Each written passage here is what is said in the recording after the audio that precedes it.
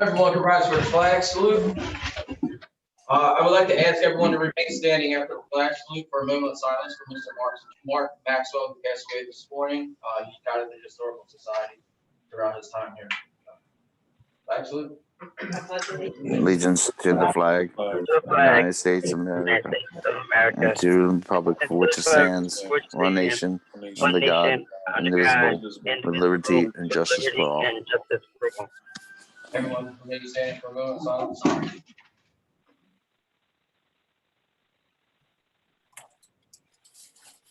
All right, thank you.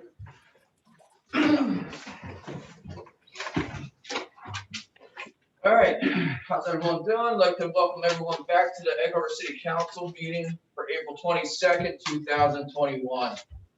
In compliance with the Open Public Meetings Act of the State of New Jersey, adequate notice of this meeting of the Egg Harbor City Common Council was provided in the following manner.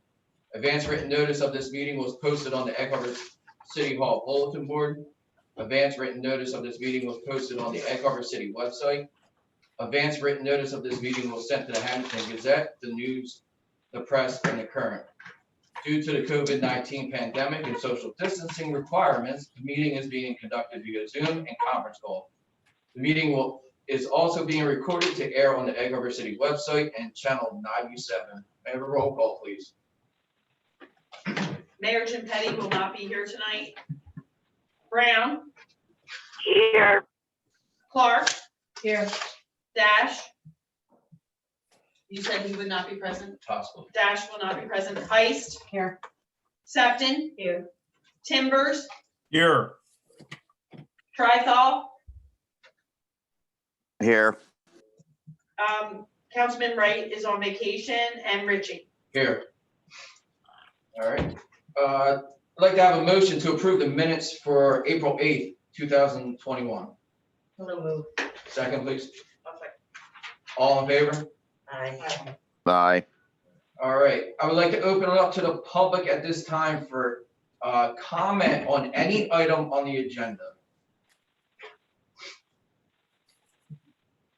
All right. No one has any comment? Can I just comment that the city attorney asked that we should make clear that they felt maybe last meeting we weren't clear that means anything on the agenda, resolutions, ordinances, that, because people at the end were commenting on things we already acted upon. Okay. So. So if anyone on the explain public, it again. if anyone in the public, this is the time of the meeting where if you have comment on anything from a resolution to a public hearing to anything below the engineer's report, now's your time to have it, place your comments on anything. So if anyone from the public has any comments, please speak up now. All right. Yes, I have a comment. Okay. Who's that? Yeah, I'm sorry, I had the mute on. Mary Campbell, Rittenberg Manor. I don't have the agenda at hand, but the public hearing ordinance, I believe it's about sober living facilities. Okay. What is your comment? Well, I'm just curious as to what the reasoning or the need for such an ordinance is. You know, like why someone decided such an ordinance is needful. Okay, I'm going to turn that over to our city solicitor to answer that for you, Ms. Campbell. Okay. Good evening, Ms. Campbell. This is Angela Costigan. How are you? Hello. Hi. So we have at least two federal statutes. One is called the Federal Housing Act, and the other one is called the ADA, the Disabilities Act.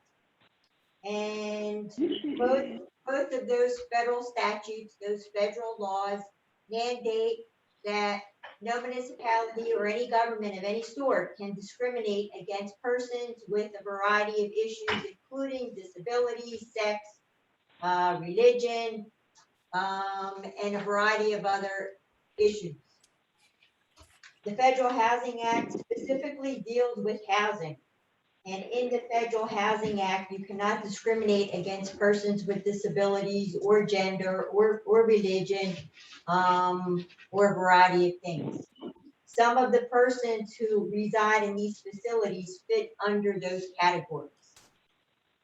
The state has several statutes as well. The state has the Law Against Discrimination and the MLUL, which is the Municipal Land Use Act.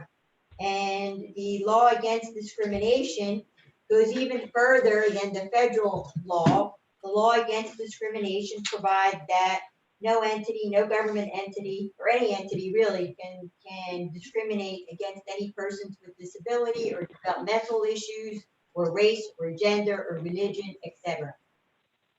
The MLUL, the Municipal Land Use Act, also provides that ordinances can be passed for persons with developmental disabilities. So we balance those requirements with the problems and the issues that residents face when they have these facilities in their backyard. And as with any kind of issues such as this, we balance the federal constitutional issues with the public issues.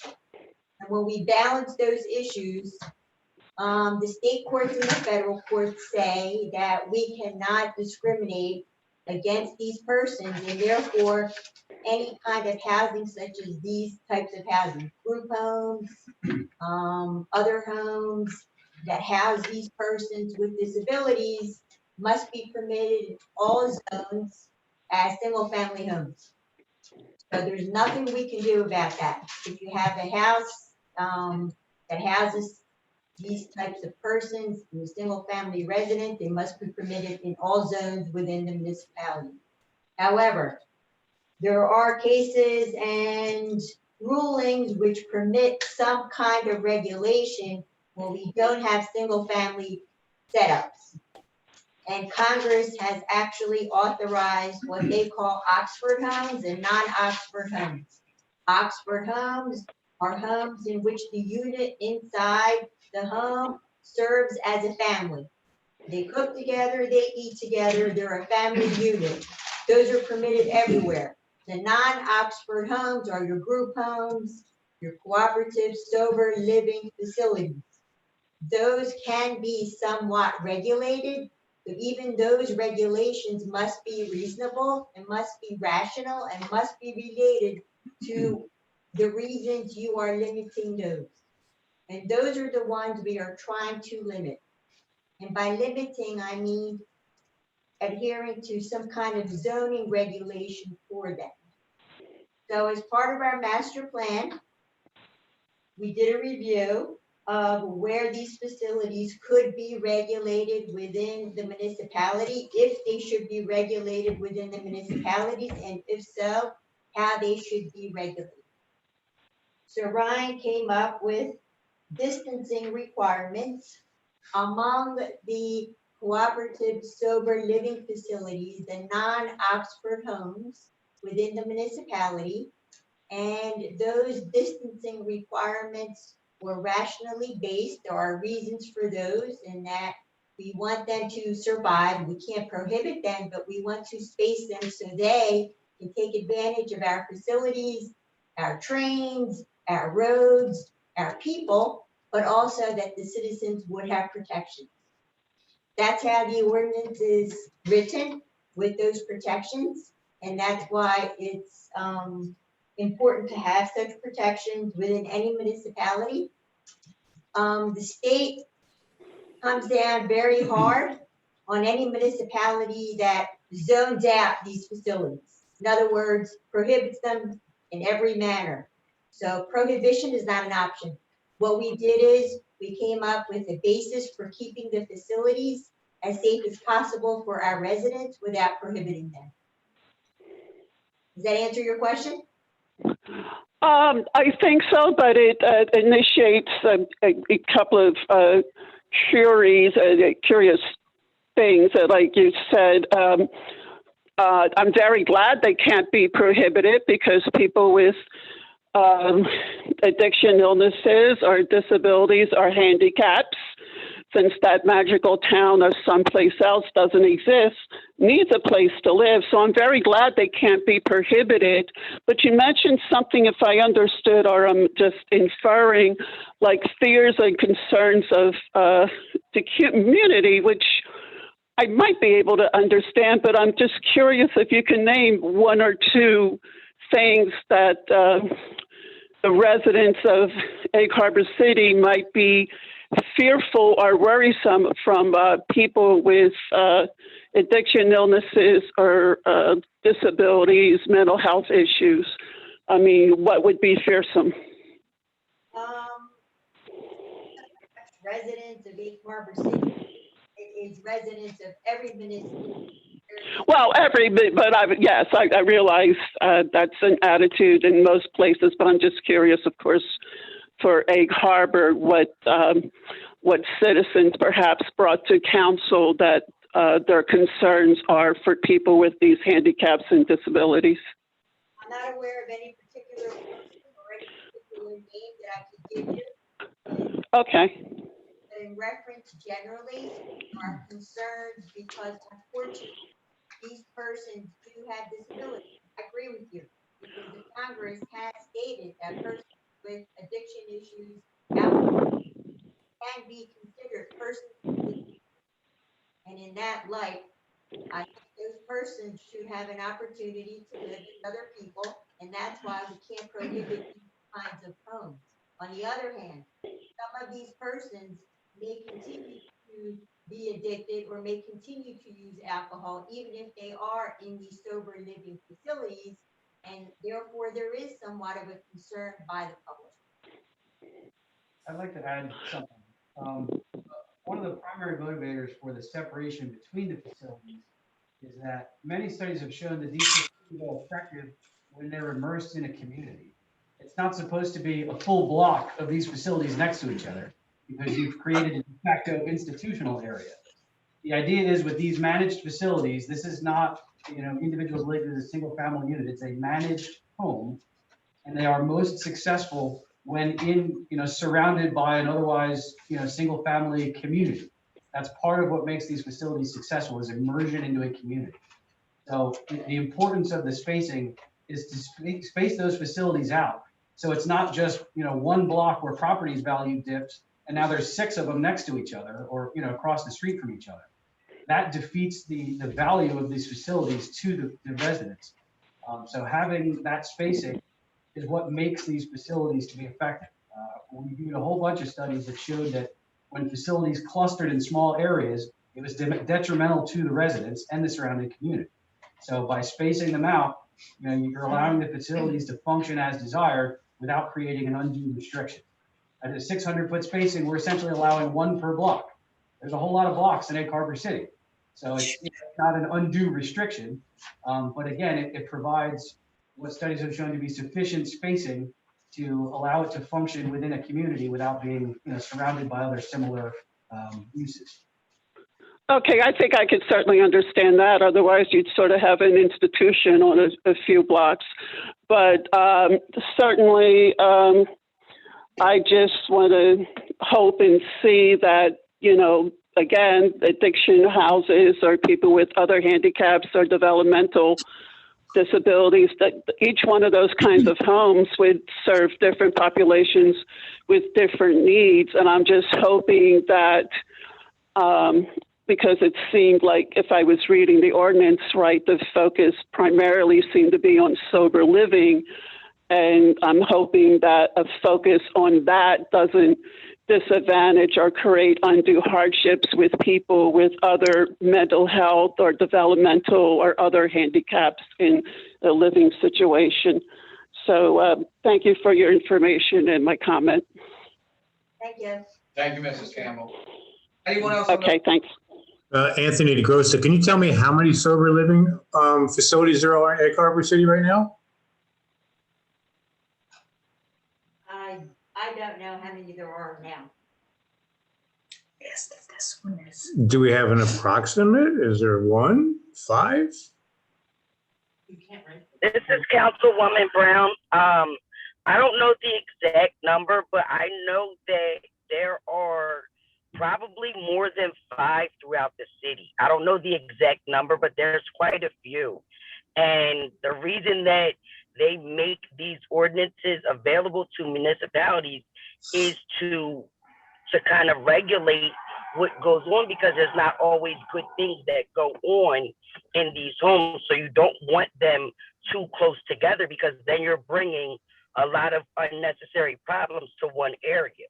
So that's why they give you kind of the discretion to, kind of space them out. So I don't know the exact number, but I know there's quite a few. And I know that they do cause problems when they're all lumped together. Well, unnecessary problems. One could have unnecessary problems because, from what we just realized that now there's one next to me coming up that's being built right now. And the number of 5 and then saying that there's more than that, I don't understand that. Is there any way to find out if we can follow up how many are actually in the community right now? Angela, Well, as acting chairperson of the ordinance committee, I will find that out for you. Sorry. And we will have an ordinance meeting no later than the first week of May. Mm-hmm. And I will find out that information by then for you. Also, I will tell you that these residences are governed by the state. The DCA gives out the licenses for those, or Class F licenses, and they may or may not tell the municipality about the licenses. Since they operate as homes, if they're permitted, we don't have any notice of that. That's why we don't really know. Well, I don't understand that. If they're permitted, no, the community and the local government absolutely knows where they're located at. How would you not know that? If I may, Because they get their permission through the state, sir. They don't do it through the city. They do it through the state. There's And no once their there's no application on the city level at all? Nothing? There is an application, but they're approved on a state level. No, I understand that. That's where it But comes we from. but we would still know how many then. okay, if I may for a second, it's Mark Emmer, the Director of Public Safety.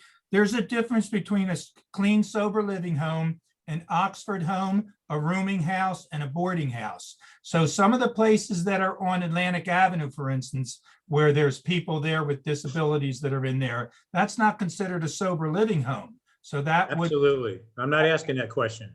okay. You're asking specifically sober I'm living? I'm asking specifically the sober living homes or the rehab houses. That's what I'm asking for. I mean, we could get you a number of how many sober living homes there are. Mm, I can get that for you. okay, thank you. And I'll give you a call. Sure, and they're self-monitored from inside, so there's somebody that's, they take one of these people and make them head of the household? They have a manager in them. That's what each one of them have to have their own manager. That lives there on premises? Yes. Okay, so they have to also meet then criteria to be able to live there, curfew hours, behavior, that type of thing? I believe so. I don't have what the actual rules are of the house. Mm, I could try to get those, but I've never seen the rules of the house, but they do have rules that they have to abide by. okay, thank you. All right, thank you, Mr. DeGrosa. Anybody else from the public have any comments on any agenda items? If not, I'd like to move forward to a presentation from Atlantic County Council Jim Ferguson and Judge Sanson. I just want to make mention, Judge Sanson did, Jim Ferguson contact me. He will not be able to attend tonight, but we do have Jim Ferguson on, and he will cover everything that the judge was going to speak on. Okay. Mr. Ferguson, are you online? I am. And I thank you for inviting me this evening to speak. Can everyone hear me okay? Yes. Okay. Let me get right into it. This is a project that we've worked on, the county has worked on with the trial court in Atlantic County. And also with various municipalities. The program had its origin going back to July of 2020, when the county executive sent a letter out to various municipal officials throughout the county, asking them to participate in a committee to explore the possibility of creating a countywide municipal court system that would be venued at one location.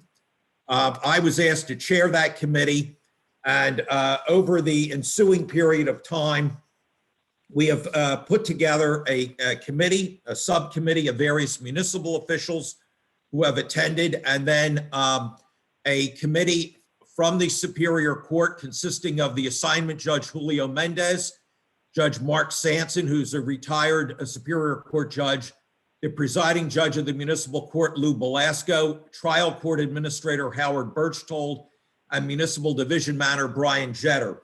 And we have held bi-weekly meetings via Zoom starting in September of last year. And we're now to the point where we've worked up a what I refer to as a tripartite agreement. That would be an agreement between the county, the administrative office of the courts, and municipalities who choose to join in this proposed system.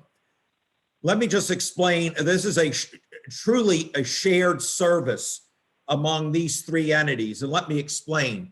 The county would be providing the facility for the municipal court, and that would be at the Government Services Building in Mays Landing, commonly referred to as the old criminal courthouse on Main Street in Mays Landing.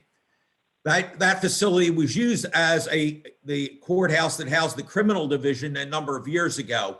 Now there are other entities in there, but there are rooms which the county would refurbish, and the county would bear the cost of that, as well as creating judges' chambers, space for the municipal prosecutor, municipal public defender to work out of. And then also we would create a 1,500 square foot administrative office for the court administrator and deputy court administrators to work from. That would be at no cost back to the municipalities. The county would bear the cost of that project. The county was also prepared to work in conjunction with the Atlantic County Sheriff's Office to provide security for the sessions. The court contribution to this is the Superior Court would be providing oversight, as it does in all municipal courts, and also would be providing a lot of the information technology and the recording systems that would be used in the court.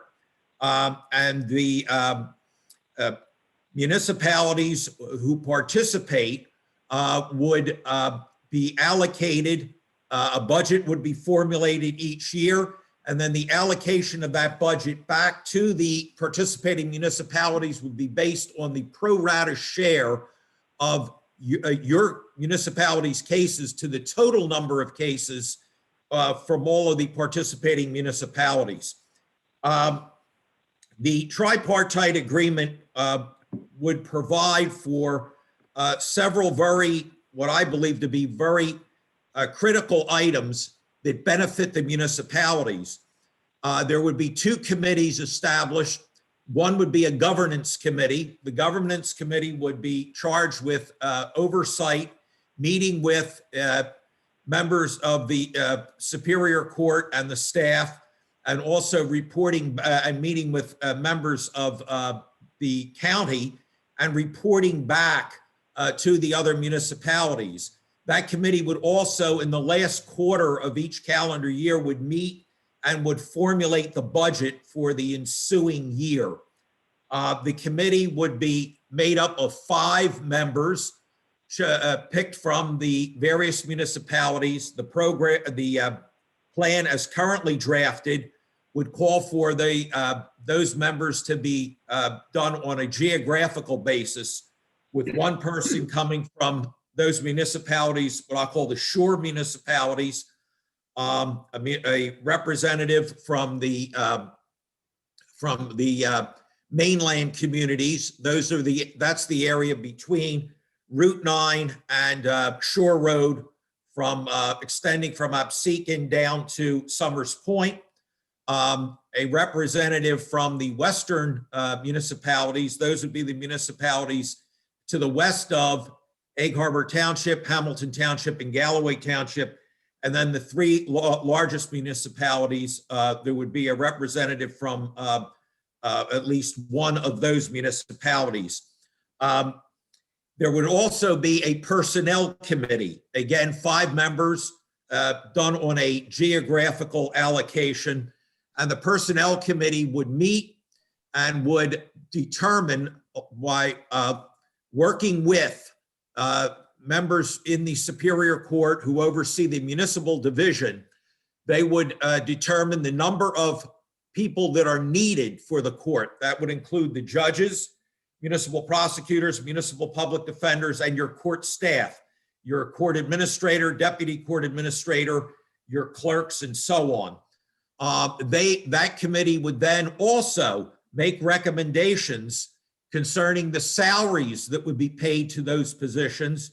And then those recommendations would be passed along to the county executive, who would then submit his recommendation based on the recommendations received from that committee to the Atlantic County Board of County Commissioners to adopt those. The idea being here that the county would run this system, and that these folks would become employees of the county, at least the administrative people would. You would probably, in all likelihood, have a chief judge, and then judges who would work part-time. The idea would be for the municipal prosecutors and the public defenders to be engaged as independent contractors who would submit proposals to this committee. The committee would also advertise for the positions that are needed, would review resumes, would interview people as they deem necessary, and then would make recommendations for hiring to the county executive. The county executive would make the final selection, but would be limited to those recommendations sent to him by this committee. And then in the case of the judges, under the state constitution, the judges have to be ultimately approved by the governor of the state. So those recommendations would have to be passed along by the county executive to the governor, who would then make the selection with the advice and consent of the state senate. And again, that's both pursuant to state statute and also pursuant to the New Jersey Constitution. The court, and in order to do this, and the caveat that I need to indicate to you is that under current statutory law, you're allowed to have shared courts or a joint court, but there is no provision under current state law for the county to run a joint court operation. Back in October of last year, Senator Steve Sweeney introduced legislation to create a pilot project. The pilot project would extend to 5 counties throughout the state and would allow for what he determines in his bill to be a regional municipal court system within that county. But there was no provision, as that bill was initially drafted, to allow for the county to operate the system. I brought that to the county executive's attention. We drafted some proposed amendments to the legislation, sent it to Senator Sweeney, and he was agreeable to those amendments and has put them in the bill. There also was recently a companion bill with the same language introduced in the Assembly by Assemblyman Talafiero.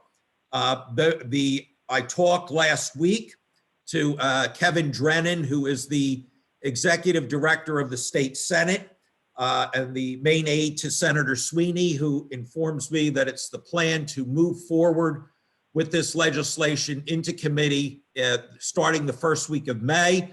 And then the plan is to have those pass through committees and on to both chambers, the Assembly and the state Senate, for enactment in June. The governor's office, through the DCA, who we've worked with closely, has indicated that the governor would support such an effort. So that's the outlines of the plan. Now, the plan, we believe, creates significant advantages for municipalities. The first thing is that it will, we believe, engender significant savings to the municipalities. A pro forma budget that was adopted and worked on by the people in the court system indicates that based on the pro forma that was developed, Egg Harbor City could, that was the 3-year average, cost average to the municipality through years 2017, 18, and 19 was roughly $146,500 per year. Under this format, based on the budget that's been worked up, again, a pro forma, and based on the allocated cost back to the municipality based on the percentage of total cases, the contribution from Egg Harbor City would be $46,700, almost $46,800.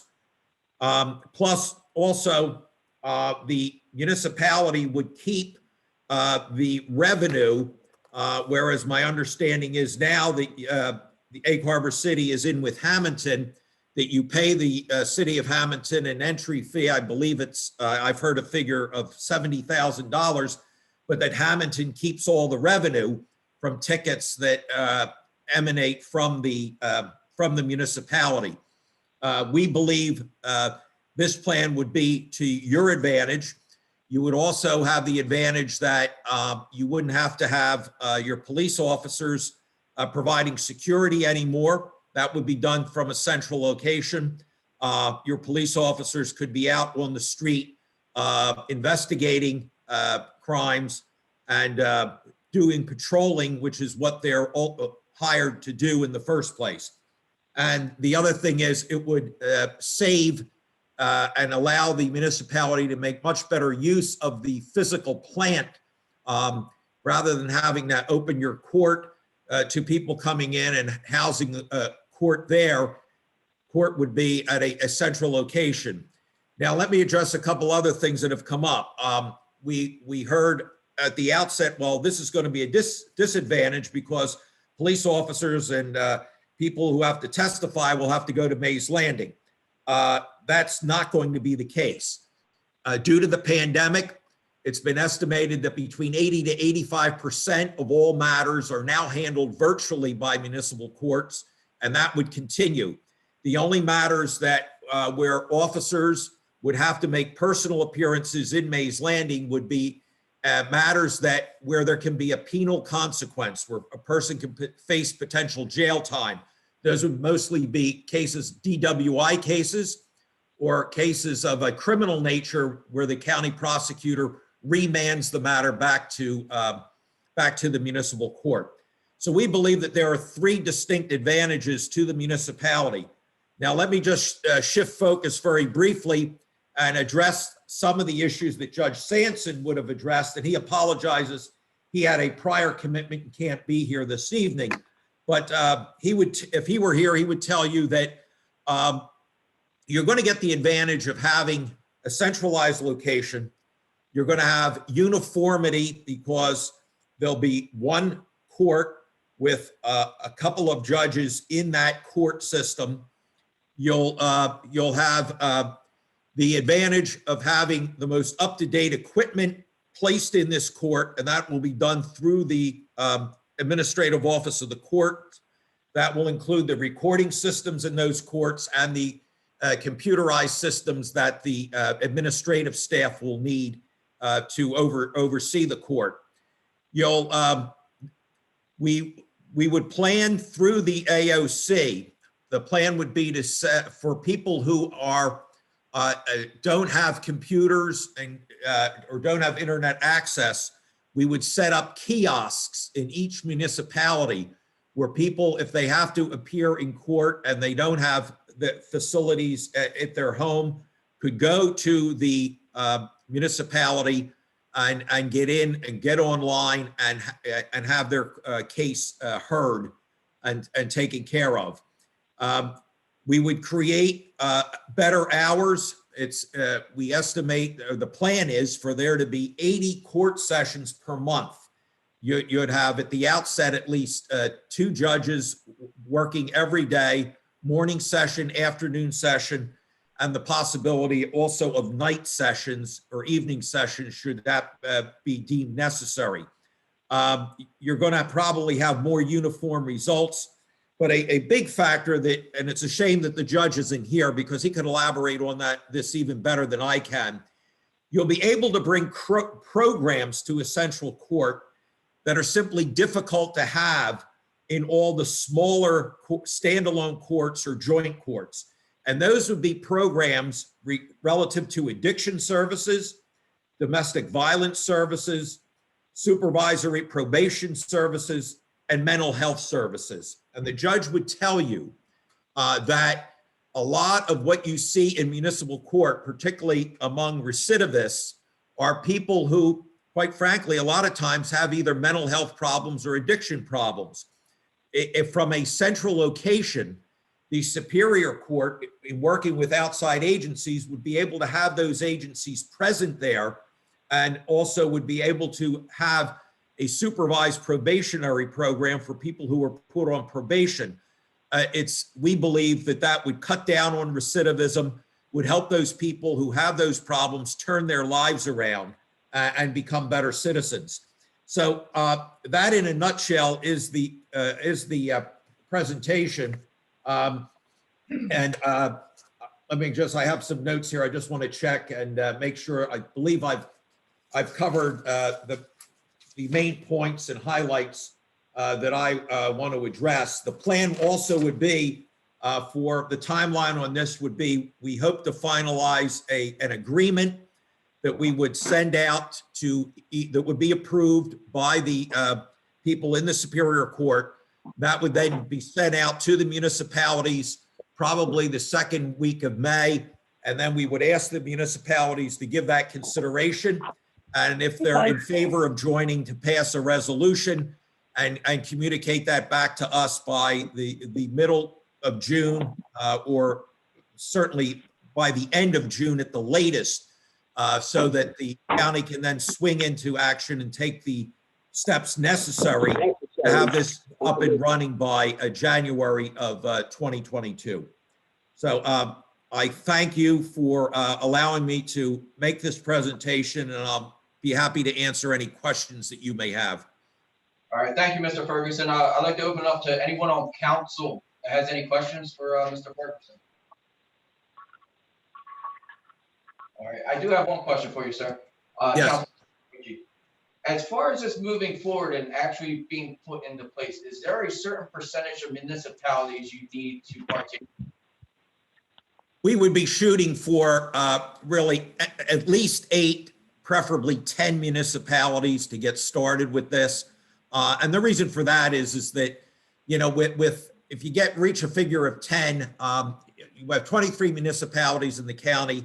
Atlantic City has already indicated, due to what they perceive to be their unique circumstances, they're not in. We also have not heard anything from Margate and Longport, which have decided to stand alone. So now you're down to 20 municipalities. If you get 10, that's 50% of the remaining municipalities. That would give us a really good basis on which to start. The other thing is too, if all you have is a handful or less of municipalities that want to join, the question then becomes, is the county going to be willing to make invest in the capital expenditures necessary to convert that court facility and bring it up to date? So I would say we would be aiming to get 10 municipalities to join this and to pass a resolution agreeing to join. Okay, and another question regarding that is the numbers, say for us in Egg Harbor City, the numbers you gave as far as cost savings, are those numbers based off of 50% participation or full participation? What are they based off of? No, that was based off of the pro forma was done based on, and that was done by the people in the court. Howard Birchtold and his staff, along with Judge Belasco and Judge Mendez, worked on this. And originally, they highlighted 17 municipalities.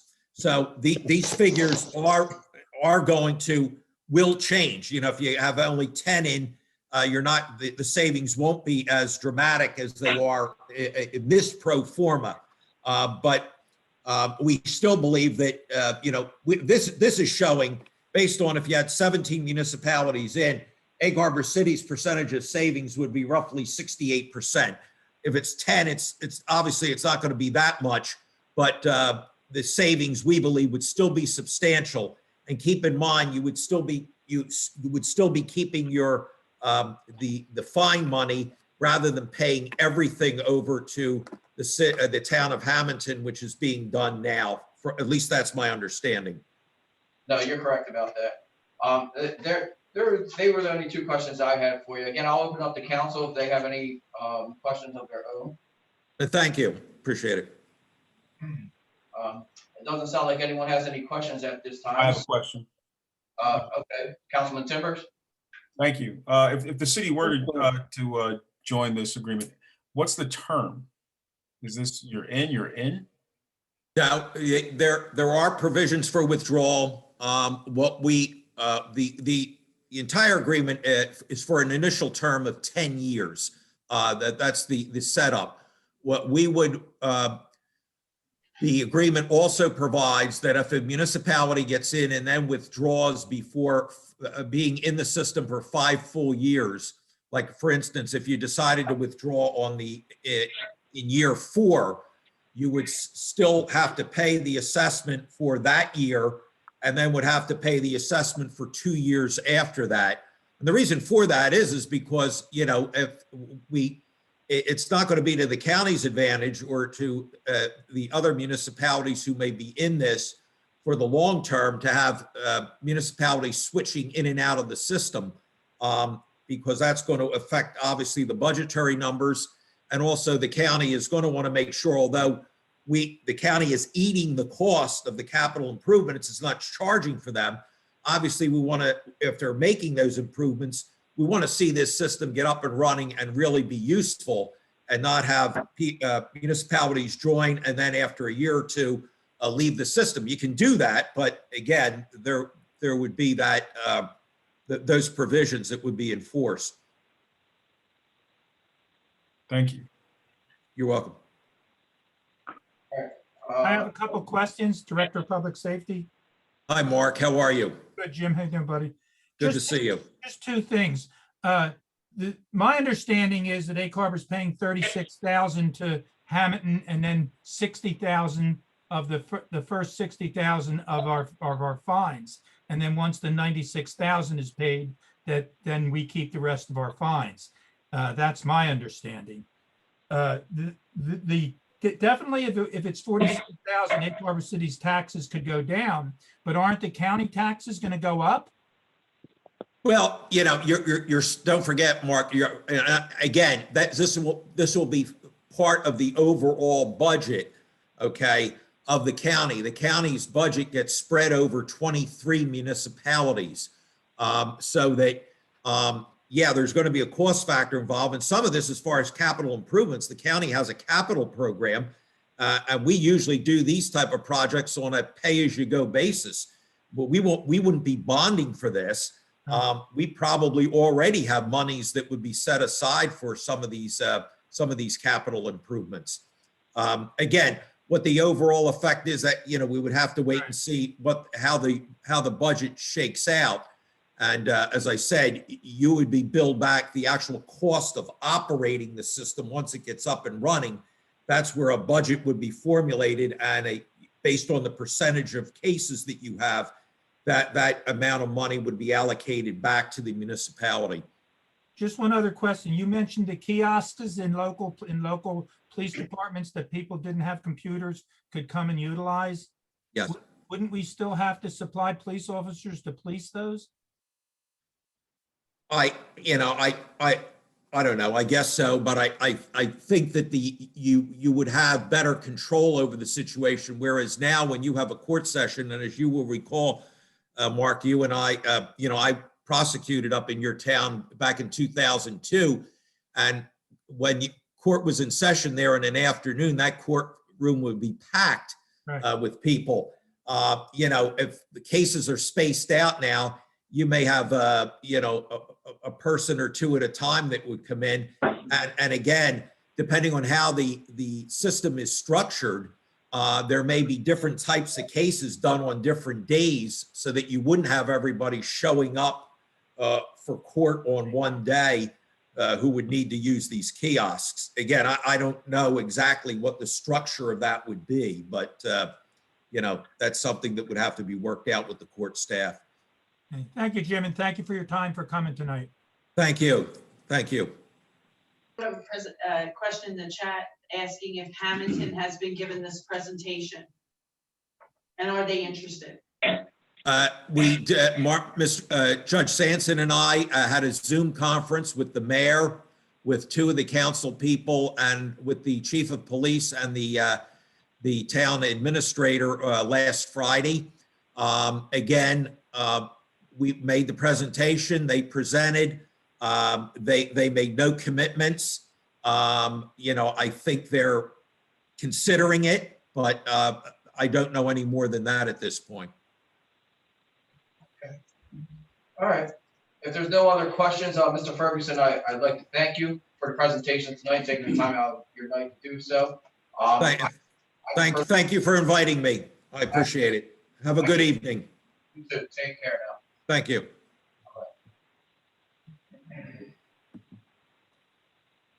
All right, moving on. The mayor's not present. Did anyone have a report forwarded to them for her? No. No? All right. Moving on to council committee chair reports. So I'll start with finance and redevelopment. Finance committee had a recent meeting regarding the Teamsters contract. I'm waiting to hear back from our insurance broker on a couple things, and we'll be rescheduling 2 weeks with Teamsters. Also with redevelopment, we have a meeting coming up next Wednesday regarding some land, some properties within the town. I think that is it. Safety, there's nothing on the safety front. If there is, I'll ask Director Emmer to report at his public safety report. Highway, Councilwoman Heiss. The only thing I have on highway, I don't know if everybody saw, but Rotary has purchased a swing set.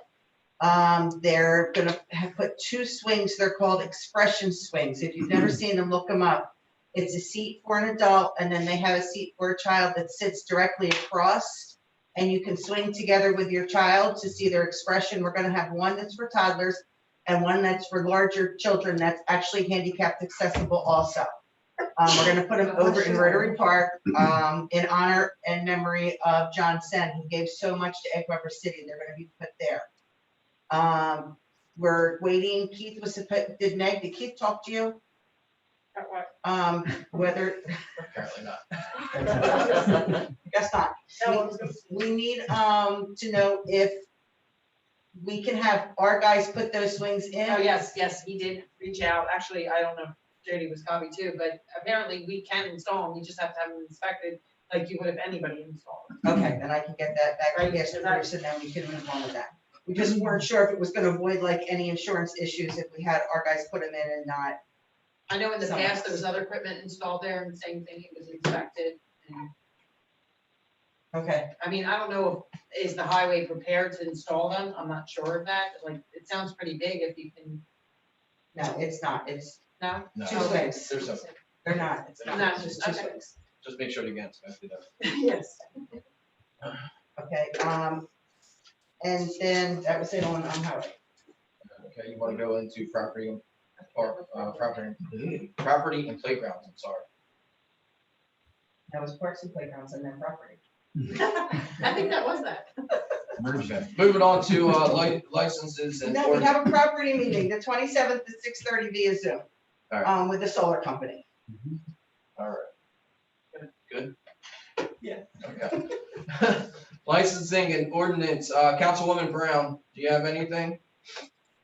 Just that we have an upcoming meeting. I'm not really sure the date yet. I'll reach out to everybody and see what works for them, and then we'll move forward from there. All right, I believe we're also going to discuss and explore an ordinance for term limits, correct? Correct, yes. Okay. Anything else?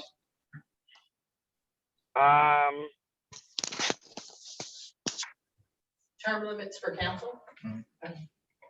Yes, that's the main thing that I think we're gonna cover at that meeting is term limits, as far as council, anything as far as the governing body. All right, thank you.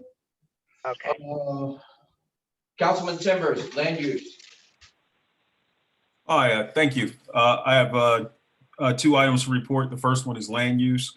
The resolution for sober living that was presented at the board level, and we passed that to make a recommendation to council.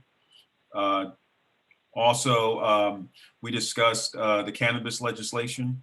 There was a presentation done by the city's attorney. She explained that we would have to decide whether we wish to opt out of the program or opt in. And that decision has to be made by August 21st of 2021. We actually have to pass something if we want to opt out by that date. Also, we talked about interest in the industrial zone. However, that there's not much industrial space to expand beyond the current space that's in the industrial zone right now. We did the issue of retail on Philadelphia Avenue or Route 30. That was also presented. The way we left it is that we were going to kind of think about it for a bit and then come back at the next meeting and see if we can make a recommendation to council on that. Also, I have to Aaron Hafen. We did have a meeting, and at that meeting, we discussed the dates for cleanup of Havana Avenue. The date that was chosen was 4/28 at about. Hello? Yeah, we're still here. Date that was chosen was 4/28 at 3:30 p.m. There will be a $250 prize. You'd have to have a photo of yourself on Havana holding the bag and actually performing some type of cleanup. There was, we also talked about trash at the lake. If we can possibly have Public Works to go out there, or we can make some arrangement with the ACUA. And that was it. All right, thank you, sir. Can I ask a question? Yeah, sure. Councilwoman Heights has a question for you. What trash are we speaking of at the lake? Trash receptacles or trash that's just thrown around the lake on the ground at this point? It sounded like there's just people are just dropping trash, and so they like to do some kind of cleanup effort. Maybe get Public Works to go out. If not, maybe see if the ACUA would be able to do it. Because I know the campground administrator is out there starting this week, and they will be cleaning up the campground and the sites and doing raking and management of the campground. So there's also some trash around. There's like 3 houses that are in that area. And it's maybe around there as well. Maybe Oh. the other side. Yeah, 3 houses. One of those is mine. No, I mean the other side where the other, probably where Shane signs. used to Oh, be. back in there? Okay, yeah. All right, thank you. Thank you, Councilman Timbers. Councilwoman Brown, school board?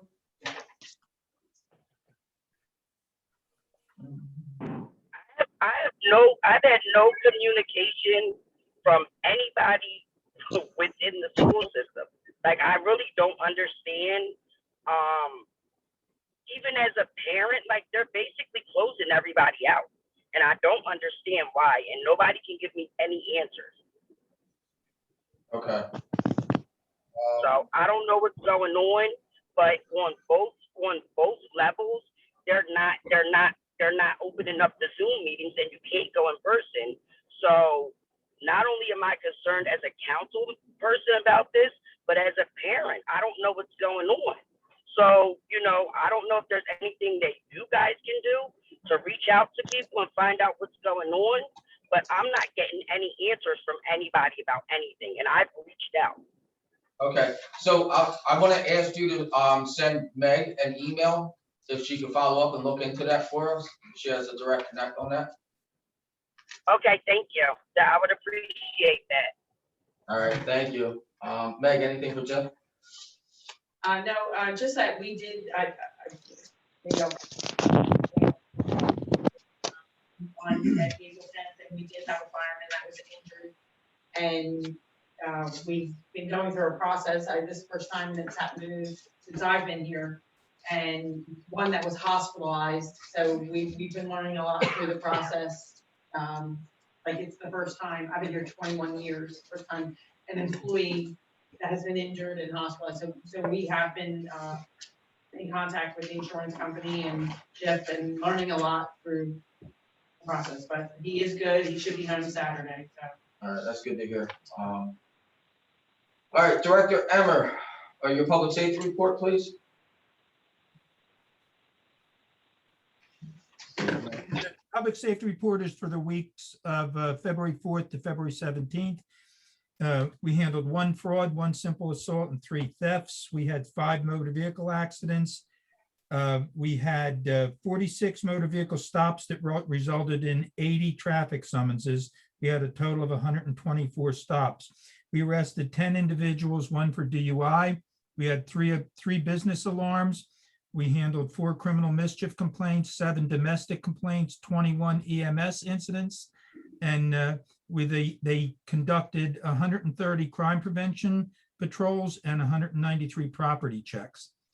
A thing that came up in the last several days, and I think Councilwoman Heiss can help me with this, is that a question came up about having signage around the Egg Harbor City Lake concerning the new ordinance where quads are not allowed on the lake and the property.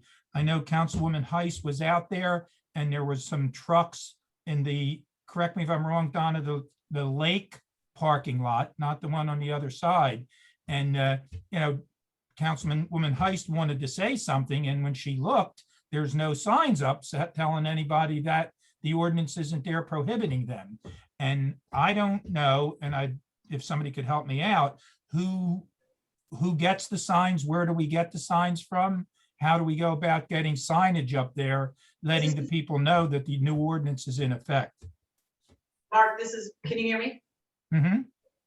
This is Meg. I've been in touch with Keith and the signs. I sent him the ordinance. He's working on the signage, so it should be up soon. I mean, it has to be, this was a week, 2 weeks ago that, or maybe last week. It was the last He's weekend. probably on here, but he was working on the signs. Mark, what I think happened was in the interim between Jerry retiring and Keith coming on, somewhere the ordering of the signs got lost or mixed up in the paperwork and it never took place. Okay. So, I said it to Keith, he's like, well, I don't think that was my time. And then he went back and looked and he said he was on it immediately. Yes, I did see the ordinance and he's working on the signage. Yes. Now I have a question for you. With the signs not being up, do we have, if anyone is out there and they see people on quads, because I ride my bike out there a lot. Well, of course, quads, any unregistered vehicle isn't allowed on the road. So if there's a quad on the roads, there's still city roads. The question is, and I mean, being blatantly honest with you, is can we catch them? Do we chase them? There was recently a chase on a quad where a kid ran into a house and got severely injured. I can tell you, and I think Angela would back me up, that city's going to get sued ungodly for chasing a kid on a quad. That's the dilemma. The dilemma is, do we chase them? Believe me, I don't want to chase the kids on the quads. My question is, if there are trucks out there, can we call the police to come out to see if by chance they catch the trucks loading or unloading their quads? I don't want them to chase the kids. I don't want anybody to get hurt. I would want you to call the police, because even if we don't see them loading up the quads or unloading the quads, the police officers can stop and talk to the individuals and let them know, look, there's an ordinance in effect this year. You guys, if you come out here and we catch you loading them or unloading them, we catch them out, we're going to tow them in and cite everybody. So I applaud people rather than, and this is what gets me with many of the citizens, as you people know, rather than put on Facebook that things are going on, call the police department. But do not, and you see them, do not use 911. Do not use the emergency line. Do not tie the emergency line up. That's for emergencies. Call 609-965-2901. That'll get you right into the police department if we're in there, or call 609-965-1200, which is dispatch in Mays Landing, and then dispatch in Mays Landing will dispatch a car out. But many times the 2901 number is going to get you quicker, because if somebody's in the station, they can grab a radio right away and tell the guys that are out there, hey, run out to the lake. Even prior to the signage being posted. I would say if you see them out there, please call us. Okay. Mark, I just have a question. We were told not to call that 2901 number to Who- report. Who told you that? That's been for years, even back when the prior records clerk was there, we were. I'm telling you that, to me, I would call, have you ever tried calling the 1-200 number? Yeah, that's what we're told to call, not the other number. Good luck.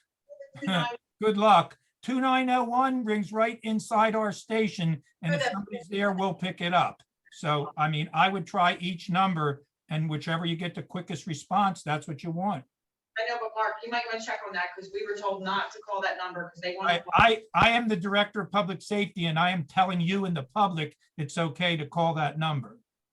All right, we all heard it. And if they have the radio, it's gonna go. So it will be loud. My other question, Mark, is I know last year during the summer season, we had the police out there doing more patrols through the lake and the campground and all that.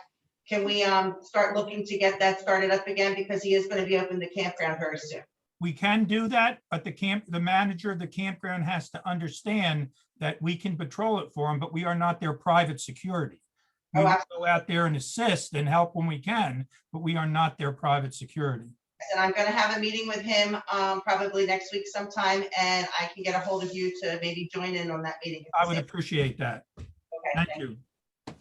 Mark, as council president, just to be clear, I said this before on record, the state AG, I believe, has a ordinance or something on the books where municipal police are restricted from pursuit. Correct?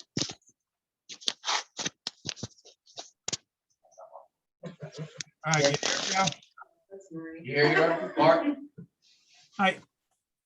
You there? Yeah, as far as pursuing motorized vehicles, quads, motorcycles, so on, is there not something on within the state's AG restricting that? There's nothing that totally says you cannot pursue a vehicle. What you do is there's a procedure if you get involved in a pursuit. The patrolman has to call in that he's in pursuit. He has to tell them what type of area he's in, what the traffic is in the area, what the time of day is, what the weather is, things like that. And the sergeant, the supervisor that's on duty, he's the one that's going to make the call of continue the pursuit or stop the pursuit. I can tell you that as soon as the supervisor hears the word pursuit on a radio, his next words are going to be discontinue the pursuit, because he doesn't want an accident to happen and then him be the next one on CNN or whatever channels are there, getting charged with some type of criminal charge. All right, thank you for making that clear for us and everyone. Anybody else have any questions for our director?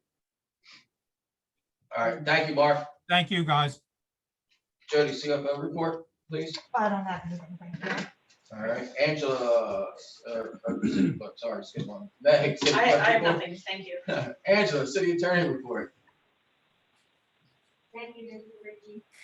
The only other thing I have is that I'm working with Phil Sartorio of the committee, NPP, to set up a community garden in Egg Harbor City. And the Crops folks are a nonprofit corporation. They got a grant and they would like to help Egg Harbor City set up 2 plots for community gardens. The first one is in the rear yard area of the cabin and the side yard area of the senior citizen center. And along with that, I prepared a sponsor agreement between the Crocs folks and the city, so that they have insurance and we know what they're doing on the 2 plots because they are city-owned plots.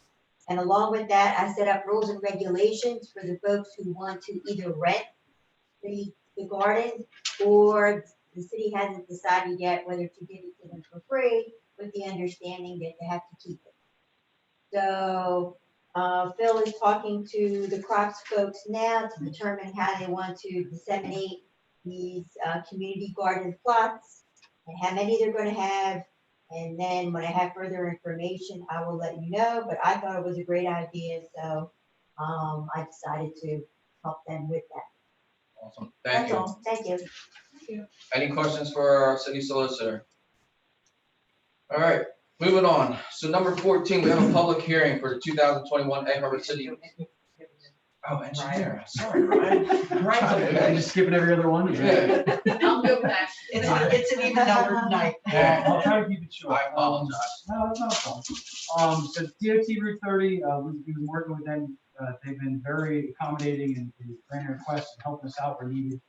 They're actually going to put some hot mix asphalt in at the intersection of Raymond and Route 30 tonight. Keith was out there prepping it. Actually saw him on the way here. They, further than that, they are going to reconstruct and base pave about 240 feet down Raymond Avenue to the end of where the curb line is.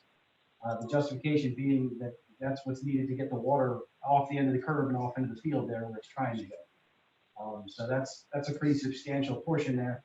We also reached out to South State to get a price for what they would want to mill and overlay the rest of it. So we'd have all, Raymond Avenue fully reconstructed from the railroad tracks out.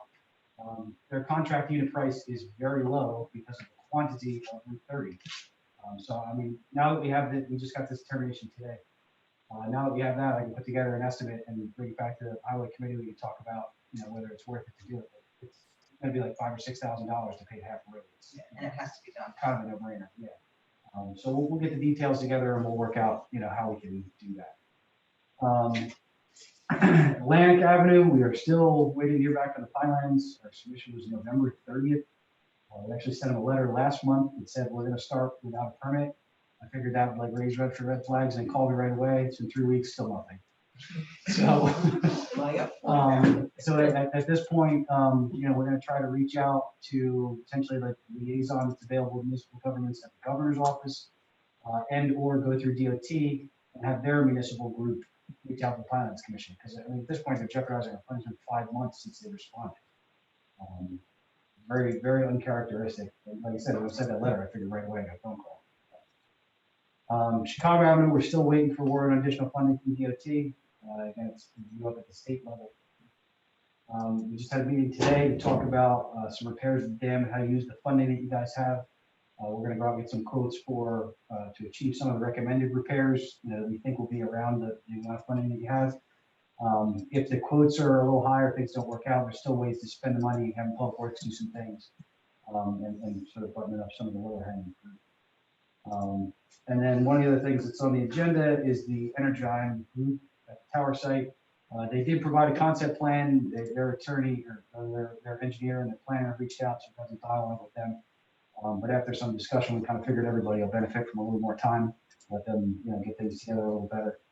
So we have one here to extend them out till June 20th, I think. Yes. So we'll be able to have a presentation, hopefully the first meeting in June, and see where we're going with that. But this time we're recommending just an extension of their current designation.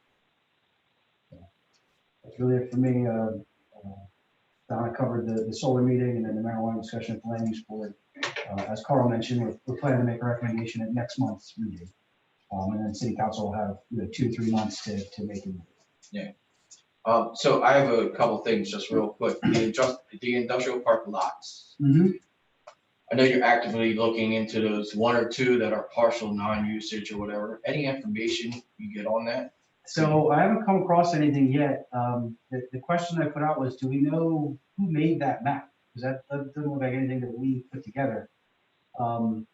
And assuming if I'm not able to find anything, I was actually going to follow up with the email that went out today. There are 3 original board members on the industrial commission, so maybe they will have some recollection. there's always somebody who remembers something. I see there. Yeah, I can say Jackie's the secretary to the industrial commission. Mhm. I can say that that map was given 12 years ago to me from the prior administrator okay. that he had made up that board has been using for quite some time. Yeah, I mean, It's not to scale. It's not, believe me, it's definitely in need of a more professional map, but actually the information you had given even helped me. Yeah, I mean, just to provide a little context, but the one lot in the middle there, it just didn't make sense why that was designated as limited.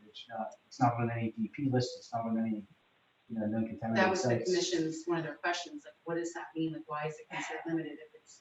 Yeah, I mean, there might be some history to it that's not documented anywhere. It's just sort of anecdotal. Maybe somebody said, oh, we used to dump trash there, so when you start digging, you're gonna hit it. Mhm. And they just wrote it on the map. So we're gonna start chasing those avenues short. Assuming we'll exhaust everything we have internally in the next couple of days. Okay. So next Wednesday, we have a redevelopment committee meeting. So that's gonna be a topic of discussion. Okay. The other thing I want to discuss at that meeting, it was probably a year and a half ago, the 6 lots on New Orleans Avenue. Yes, there are some lots that we could subdivide, some of which are on paved streets. The ones that are on dirt roads get a little complicated, but there are a couple that we could subdivide without major complications. We have to get approval from the Finance Commission, but that's not going well at the moment, but generally speaking, that's not a huge obstacle. We did provide, I think we provided a proposal to do that like 3 years ago, so I will dust that off and update it and reissue that. All right, appreciate it. And that's all I have. Anybody else have any questions for Ryan? All right, if not, now we'll move on to number 14 on the agenda. Public hearing for the 2021 Egg Harbor City Municipal Budget. So with this, we received an email from our city auditor, Fort Scott, that is advising us to hold the public hearing tonight as advertised and hold off on any amendments and adoptions due in part to, we are still waiting on guidance from the state on the use of the COVID funds. The governor's office has not approved the Division of Local Government Services plans yet. So with that, I'd like to have a motion to open up for a public hearing on the budget. I'll make that. So move, Brown. Second, please. All right, all in favor? Aye. Aye. I'd like to open it up now to the public for anyone that has any questions, comments, or concerns about our budget for the 2021 year. This is Nanette Galloway. How you doing, Ms. Galloway? I'm good. So what's the budget look like at this time? As of right now, we're sitting at a 5.5 cent increase, but if these COVID funds come through and we can utilize them the way we believe that we can, if I'm wrong, correct me, Jody, but we're probably looking at 0. Or something relatively close to that. Yeah, 0, relatively close to that. I do know that the Greater Egg School Board has, I believe, approved a 0.03 cent decrease, if I'm not mistaken. Is that the email?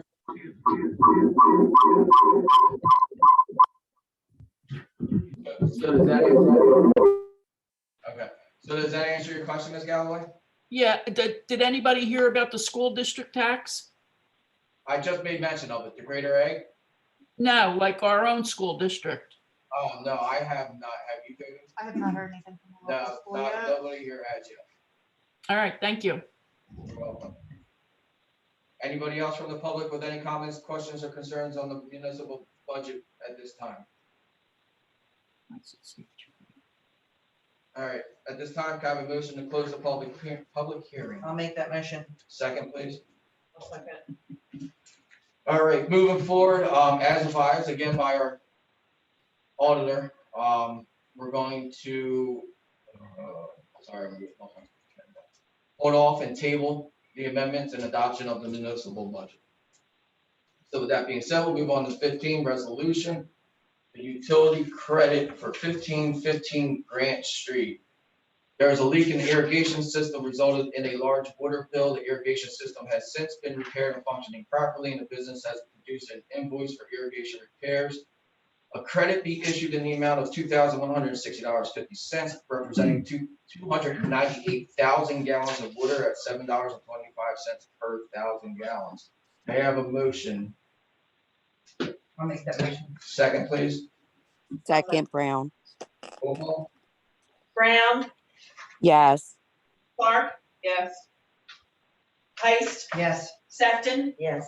Timbers, Yes. Python, Yes. Ritchie. Yes. Number 16, resolution for the tonnage grant application. The tonnage grant may be made to municipalities in order to encourage local source separation and recycling programs. To use the tonnage grants to develop new municipal recycling programs and to continue and expand existing programs. Egg Harbor City would like to apply for the 2020 recycling tonnage grant. It will memorialize the commitment of the city of Egg Harbor to recycling and to indicate the asset of the Common Council of Egg Harbor City to the efforts undertaken and the requirements contained in the Recycling Act and recycling regulations. If there's questions or comments, may I have a motion? Second, please. Second. Roll call. Brown, Yes. Clark. Yes. Heist, Yes. Sefton, Yes. Timbers, Yes. Python, Yes. Ritchie. Yes. All right, number 17, there is a grammatical error on this resolution that has been made aware of and will be corrected. It's actually in the resolution. Yeah.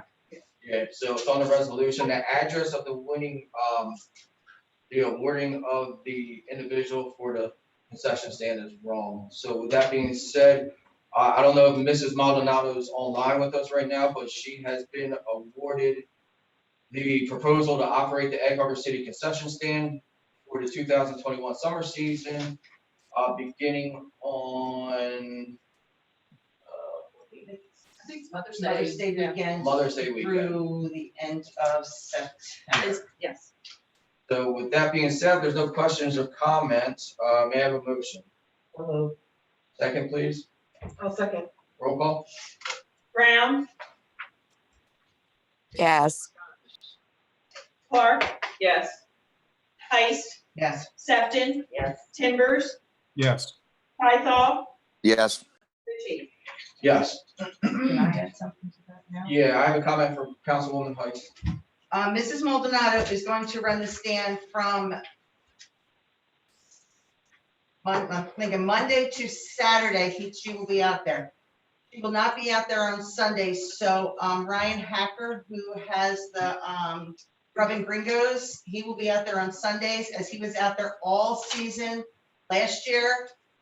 All day Saturday, all day Sunday. He did an amazing job. He really did. His food was amazing. So what I would like to bring to council is if we could let Mr. Hacker, being he's not going to be out at the lake 2 days, but he is going to take the one day, the day that he's not going to be out there, to let him set up in Lincoln Park on Saturdays to use his food truck out there for 1 day a week. Being he did us such a big favor last year to try to reciprocate and, you know, let him get another day out of it in Lincoln Park. Okay. I'm in full support of that idea. Is there anybody on council that has any questions about it or comments? I say we do it. This is Councilwoman Brown. I say we let him set up. Anything I would, I think we should look into it with the city attorney, only with our ordinance and stuff on, and maybe do the approval at the next meeting. Okay. Just to make sure that it, I mean, we did have a lot of issues in the past. I'm for it as well, but we've just to come to some term, how we move forward with other trucks as well. Yeah, so with all that being said, we will do our research. We'll ask our city solicitor to look into the ordinance, make sure there's no issues with moving forward on that, and then it'll be reapproached on the next meeting on the agenda to move forward with the decision. Okay, thank you so much.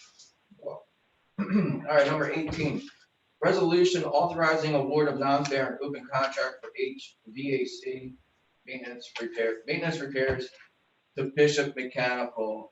Egg Harbor City has a need to purchase HVAC maintenance and repairs as a non-fair and open contract pursuant to the provisions of NJSA 1944A-20.5. Bishop Mechanical has submitted a proposal indicating they will provide the services at an annual rate of $5,090 plus additional repairs at a rate of $110 per hour. If there's no questions or comments on this, I have a motion. So moved. Second, please. I'll second. Roll call. Brown, Yes. Clark. Yes. Heist, Yes. Sefton. Yes. Timbers, Yes. Python, yes, Ritchie. Yes. Resolution authorizing award of non-fair and open contract for purchase of security cameras from Philadelphia Avenue awarded to Electronic Security Services.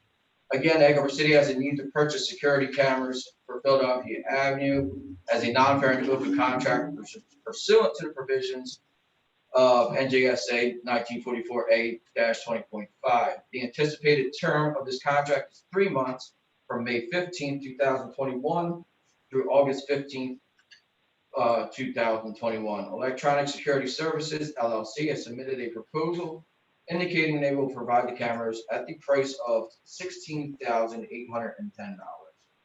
So if nobody has any questions or comments on this, may I have a motion? I have a question. Absolutely. Go ahead, sir.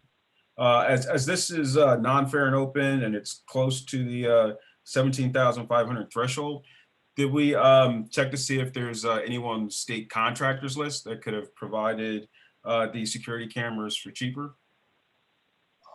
We still obtain quotes for it, even with non-fair and open, you still obtain quotes, and we were adding to the existing system, so we did quote out the equipment from a different vendor, but we also quoted it from the existing vendor. I meant specifically from the state contractors list, because you're guaranteed that you won't pay any more than what the state would have paid for this item, and this seems like a very common item throughout the state. I have not checked if it's on the state contract list. Okay. All right, any other questions or comments? If not, may I have a motion? So moved. Second, I'll second it. roll call, please. Brown, Yes. Clark. Yes. Heist, Yes. Sefton. Yes. Timbers, No. Python, no, Ritchie. Yes. All right, moving on, extending the Atlantic County Egg Harbor City interlocal agreement from Philadelphia Avenue for the Philadelphia Avenue bike path. The city and the county have entered into agreement dated May 17, 2018, generally concerning the construction of a bike path within portions of the county right of way along Philadelphia Avenue, County Route 563, from Deasterway Street to the Egg Harbor Lake. This agreement expires on May 17th of this year. The city and the county now desire to amend said agreement to extend the term for a period of 2 years to expire on May 17th, 2023. There's no questions or comments. May I have a motion, please? So moved. Second? Second. Wait, I have a question. This is Councilwoman Brown. Go ahead. A question was asked to me, where's the money coming from to maintain it? I believe so. And I know that I didn't have the information right at my fingertips, so I wanted it on the public record, please. No, that's fine. I believe that was discussed a while back when they presented it to us. Brian, if you could answer that question, do you have that information or that? The Bike maintenance of the bike path? The county agreed to maintain it as part of the road system. It's in their right of way. It's literally just gonna be the shoulder on their roadway. So it'd be impractical for the two entities to maintain these. Yeah, but see, that's a county road, so even snow plowing and all that, that's done by the county out there. They won't even let our guys touch anything out there to do it, so they're gonna maintain the bike path because basically it's on their property. Originally, Understood. they were co-applicant on the application. But they will maintain. All right. Good question. Does that answer your question, Councilwoman Brown? Yes, it does. All right. So we had a motion. May I have a second? I had Robin make a second. Robin. I'll second. Second. All right. Roll call, please. Brown, Yes. Clark. Yes. Heist. Yes. Sefton. Yes. Timbers. Yes. Krykoff. Yes. Ritchie. Yes. Number 21, extending the designation of Energon University as conditional redeveloper for the tower site redevelopment area.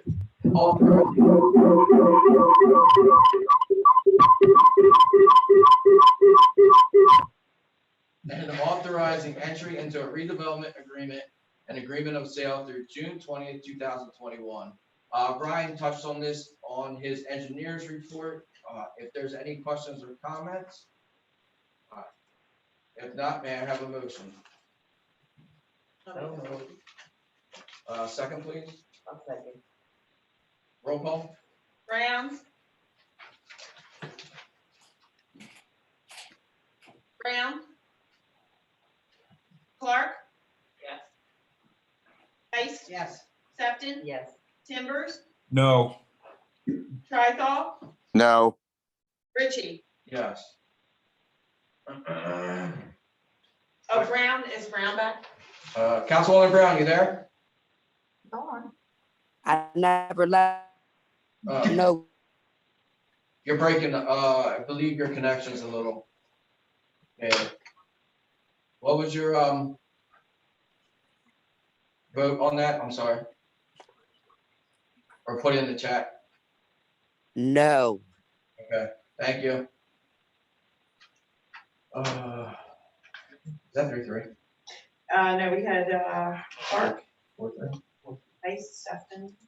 Yeah, 4-3. Okay. All right, moving on to number 22. The public hearing for ordinance number 5-2021. Amending chapter 170 of the Egg Harbor City Code. This is in regard to the sober living homes and so on that was discussed during public comment on an agenda. May I have a motion to open up the public hearing? I'll make that motion. May I have a second, please? I'll second. All right, anyone in the public that would like to speak on this, please come forward. Yes, I would. Mary Campbell again with just a brief follow-up, if I may. Sure, go ahead, Ms. Campbell.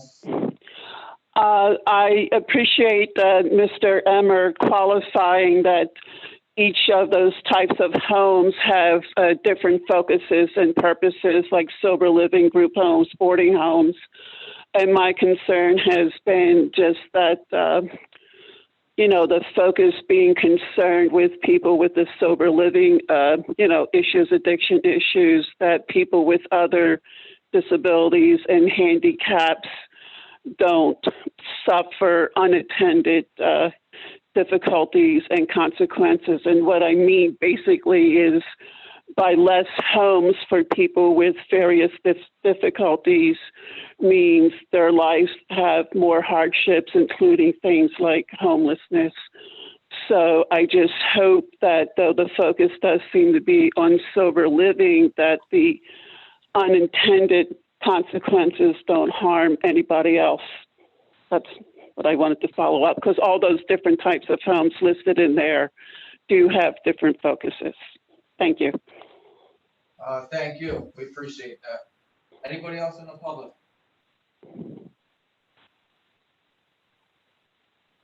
All right, I'd like to have a motion to close the public hearing on ordinance number 5-2021. So moved.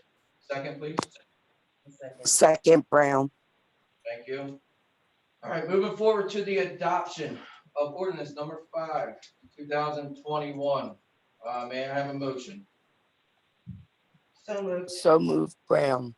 Second, please. I'll second. All right, roll call. Brown. Yes. Clark. Yes. Heist. Yes. Sefton. Yes. Timbers. Yes. Krykoff. Yes. Ritchie. Yes. And lastly, on number 22, may I have a motion to advertise the notice of adoption in the Hamilton Gazette on April 28, 2021. Second, please. I'll second. All in favor? Aye. All right, thank you. Moving on to the bill list. If there's any questions or comments, if there are no questions or comments, may I please have a bills? So moved. Second, please. Roll call. Brown, Yes. Clark. Yes. Heist, Yes. Sefton, Yes. Timbers, Yes. Python, Yes. Tucci. Yes. All right, excuse me. Moving on to final comments. The mayor is not present, so we'll move into the council. Councilwoman Heist, Nothing at this time. Councilwoman Sefton, Nothing. Councilwoman Brown, any comments? No, nothing. Councilman Trifon. The only thing I have for the vaccine clinic for the residents that we had 72 residents that got vaccinated from Egg Harbor City. You will be receiving a robo phone call from the Atlanta County OEM. You'll get a text message and a phone call. So, just anybody that got vaccinated, please respond back to that. Thank you. Thank you. Councilman Timbers. No, I'm good. Thank you. Thank you. Councilwoman Clark. No. All right, the only thing I'd like to do is thank Ryan and Angela for working so diligently over this past couple of months on that ordinance. I think I can speak on behalf of everybody on council for the time and effort you guys put into taking care of that work. So moving on to public comment, have a motion to open up for public comment. Second, please. Second, Brown.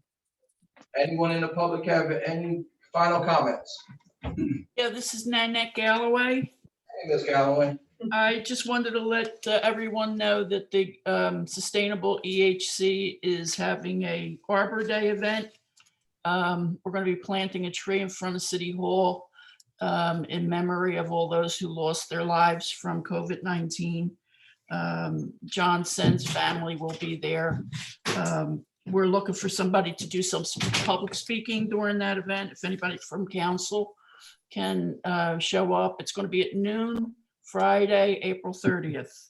We also received the other day our sapling from the Mighty Salem Oak Tree, and we're going to be having that planted before then, but we'll be dedicating it. It's only this big, but it's pretty sturdy. So that's one thing. The other thing is for the community cleanup, the green team had planned to go out to Clark's Landing and do a cleanup out there. Kim Hesse had scoped it out the other day and it was spotless. So I don't know if it was our team that was out there or the Galloway team. So we will show up Saturday morning and scope it out and see if there's any trash to pick up, but hopefully it'll be clean. We're also going to be going over to Peace Pilgrim Park, which is an issue. I don't know if it's appropriate to discuss it here. We'll discuss it at our green team meeting, but we have all those gardens are overgrown and there's dog poop everywhere.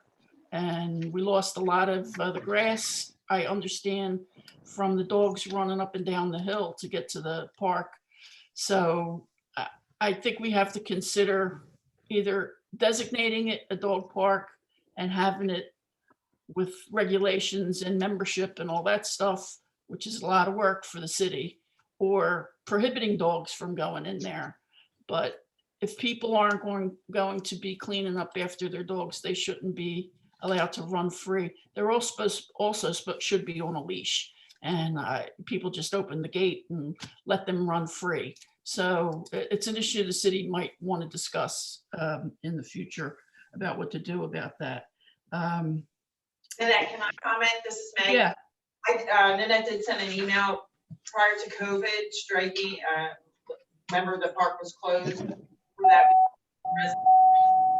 I'm sorry, I'm missing it.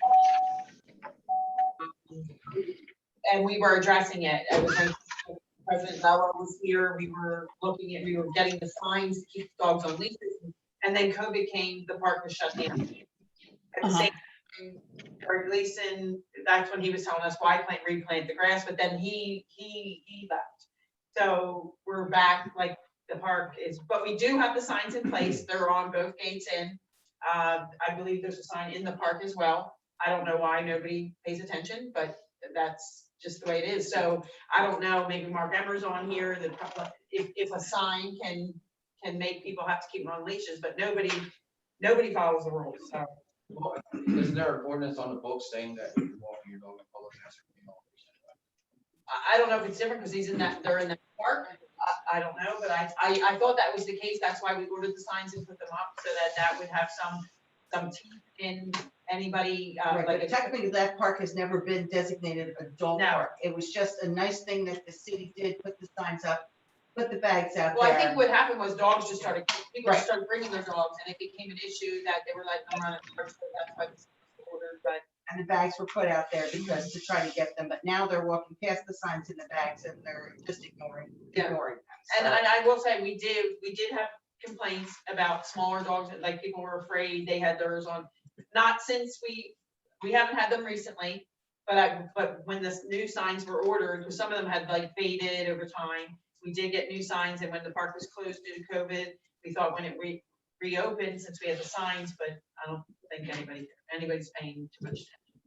Can I ask, when you said the park was closed due to COVID, was it chained? Yes, I think it was a governor's order, and then the playgrounds were closed, the park was closed, but at that same time was when we were addressing complaints in the city from other residents who were there about dogs running at large.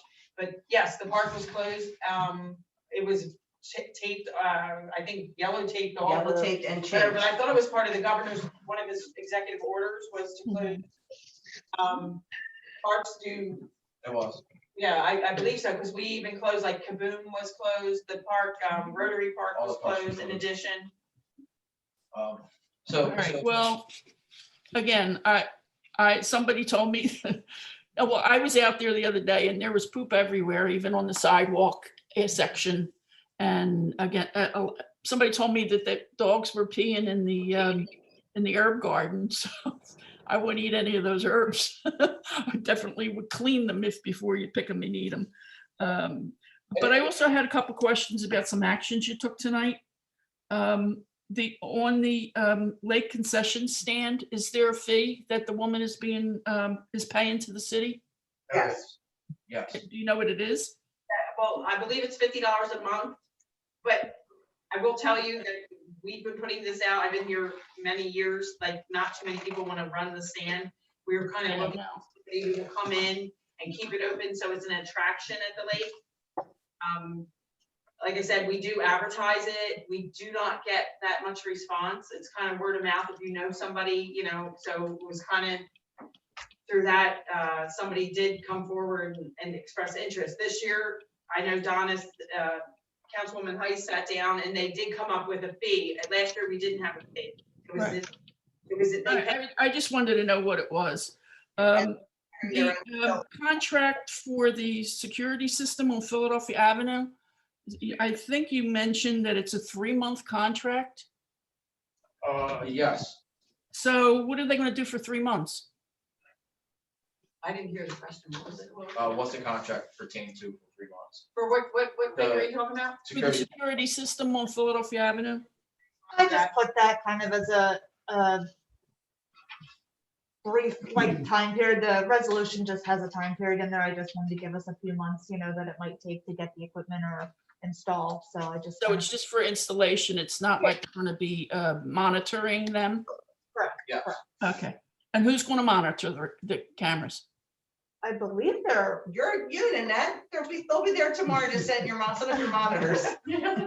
PD monitors. I would think the police they must go into the police system. All right. And what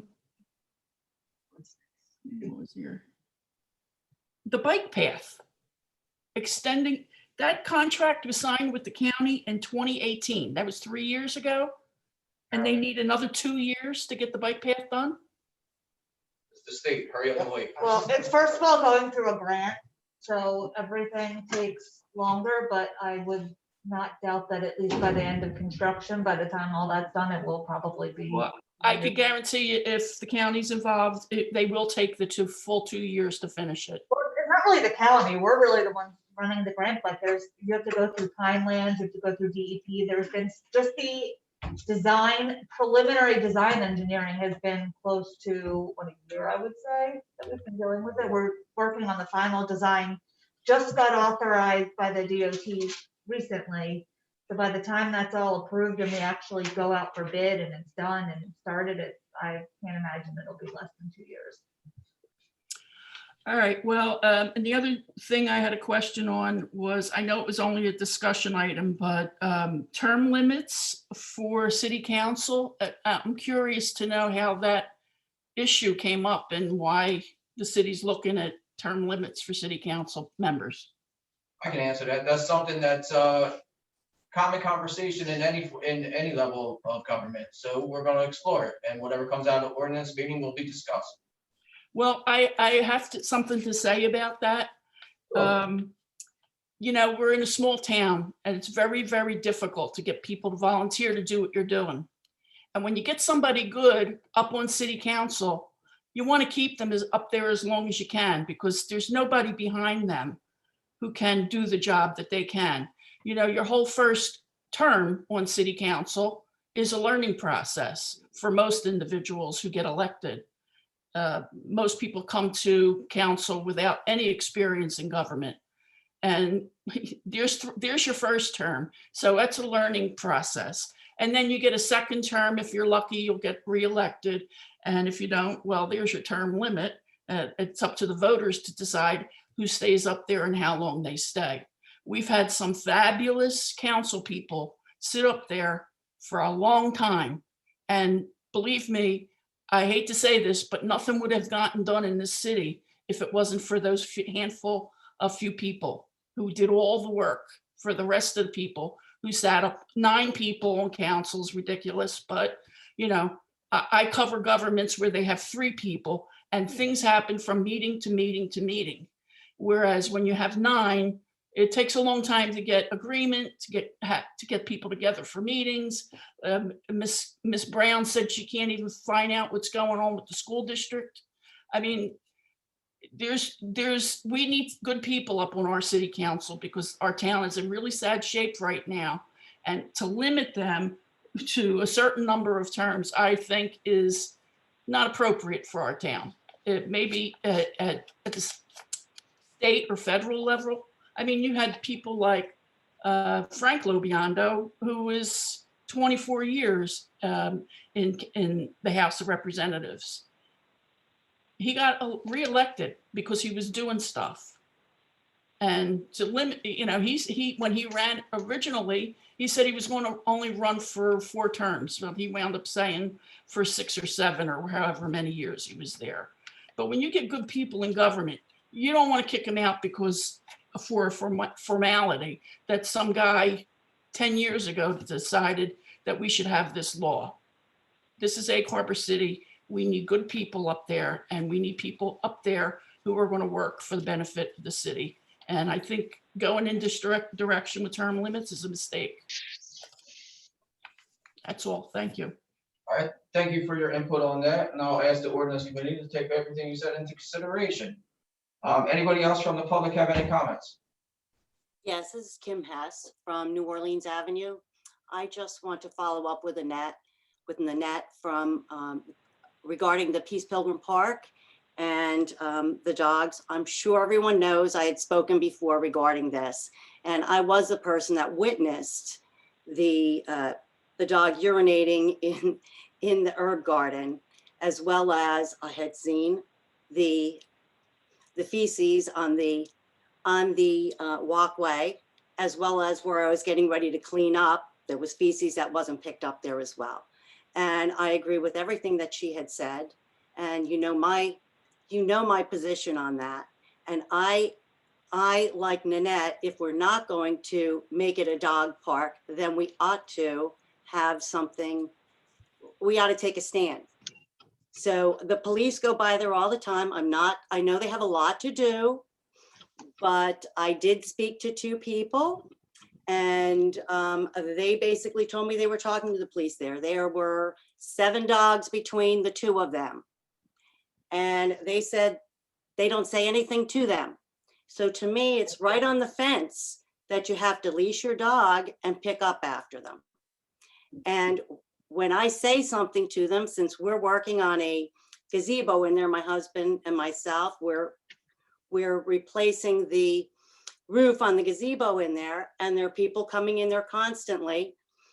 And I would say something to them. I'd say, well, you know, there's an ordinance that you can't just leave your dog run wild. Oh, we've been doing this for years. How come there's bags to pick up after them? I said, well, it's because they go if they're on a leash.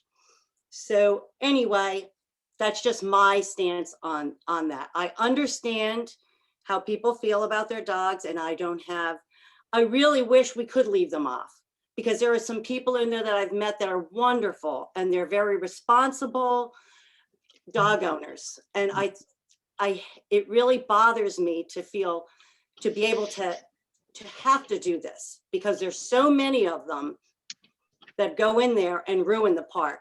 It's a shame. It really, really is a shame, because they've destroyed it.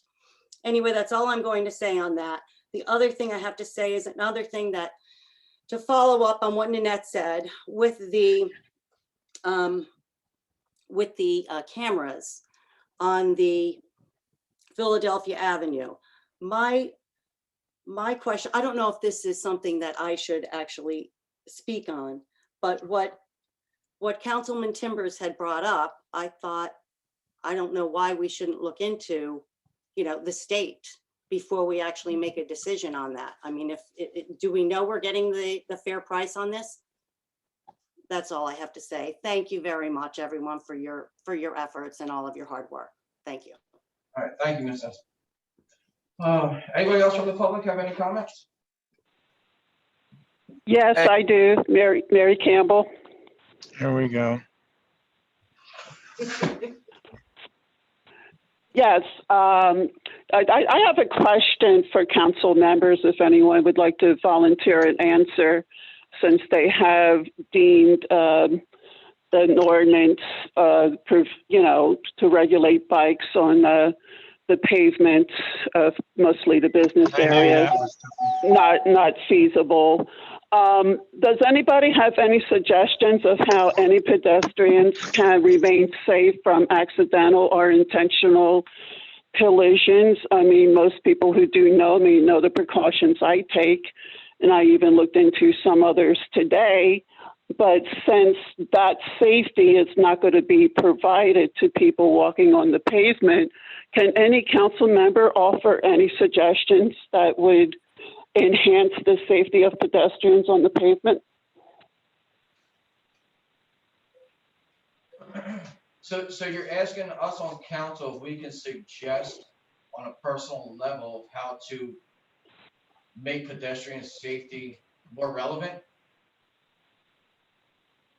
Sorry. No, it is relevant for sure. But what I mean is, for an example, I know that when bicycles are on the street and they're considered a vehicle, they are mandated to have things like lights and warning systems. Just wondering, is there any suggestions that can be put forth as to what a bicyclist's responsibilities may be when they're riding on the pavement, such as using warning devices or shouting, "Hey, approaching on your right," because otherwise the danger is still there of accidental or intentional collision. And I know all the precautions I take, which, doesn't necessarily prevent, but I'm just wondering, since that what I would think was a major safety to not have them was deemed not feasible, are there any suggestions on what would be a safe way to walk on the pavement? Hi, Ms. Campbell. This is Councilwoman Brown. As you know, you and I had a approximately 2-hour conversation in regards to everything with the bicycles. I'm kind of confused as to what you're asking, because I don't really think that it's the same issue, and I don't really know really how to answer that, because it doesn't seem like something that's even within our power. I mean, I don't really know, like what answer you're looking for from council. Like I said, I reached out to you and I thought that, we came to an understanding as far as the whole thing with the bicycles isn't feasible. Oh, no, that's why I'm I kinda do confused understand. as to exactly. Yes. Okay, perhaps I can try to clarify. I'm just trying to understand your question. Yes, certainly. I will try to clarify. No, I'm not referring to the ordinance in any way, shape, or form. That is a done issue. The decision has been made, but that still means there is a danger. No, I'm sorry. You told me, well, if I remember right, that it was deemed not feasible. So since it was deemed not feasible to create an ordinance, I'm just wondering what safety protections, precautions, if there are any other suggestions to avoid collisions. I mean, like, I don't know, hug the building, hug the curb so the bikes can ride down the middle. I mean, where are we supposed to walk to be safe from accidental or intentional collisions? I just want to clarify one thing that you misspoke on. I never said that it was a done deal. What I said was, when we have the correct number of officers, the first thing we will revisit is enacting a bicycle ordinance, because we will have officers out there that can actually enforce it. One of the main issues I expressed to you about your concerns with bicycles is, even if we enact a ordinance, we don't have officers physically. So I never said it was off the table. I never said it was a done deal. I said we needed to hire more officers, and then the issue would most definitely be revisited. I'm sorry, perhaps I misunderstood, because I heard in the last meeting that it was deemed not feasible, and I interpreted that to mean not going to be done. But okay, thanks for endeavoring. I will continue my own precautions against it. And just for the record, I am in no way anti-bicyclist. Before I had a leg injury, I was a very active bicyclist, including using it for transportation for work. So I do want to make that clear. I'm not anti-bike, but I am definitely pro-safety. So thank you. All right, thank you, Ms. Campbell. Anybody else from the public for any comments? Yeah, this is Tracy Mulhern. Just real quick in regards to her request, I was wondering if there's some kind of positive message that could be conveyed, maybe like on the public website for Egg Harbor City. Like maybe one of the pages could be, when riding your bike, beware of pedestrians, or just some kind of positive thing out there. That's all. Thank you. This is Councilwoman Brown. When we had our ordinance meeting, we discussed that. One of the things we discussed, bicycle education, which I believe is in May. Councilwoman Brown, your reception. Information to get safety. Tracy, So can the you, correct way to keep at the same time. Tracy, can you hear us? I can hear you, but Councilwoman Brown was really breaking up. I couldn't hear much of what she said about something about a bicycle safety in the schools in May. Yeah, I'll elaborate on that. So May is Bicycle Safety Awareness Month, and at our ordinance committee meeting, we had discussed other options to move forward on within the city, bike safety, so on and so forth. That was brought to attention, and I believe it's something we are going to look into in one way or another and see how we can act on the month of May being the Bicycle Safety Awareness Month. Fantastic. Thank you. Yep, you're welcome. Thank you for your comment. Anybody else from the public with any comments?